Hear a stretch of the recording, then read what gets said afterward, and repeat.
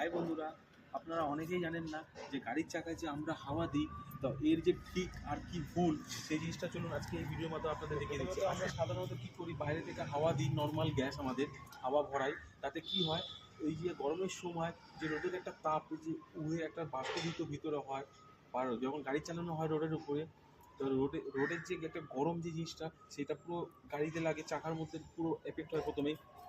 তো এতে আমাদের কি হয়, বাষ্পীভূত ভিতরে হয়ে আমাদের চাকা বাস্ট করতে পারে, আমাদের ক্ষতি হতে পারে, গাড়ি চালানো অবস্থায় ক্ষতি হতে পারে, পার্কিংয়ে রয়েছে সেখানেও চাকা বাস্ট করতে পারে।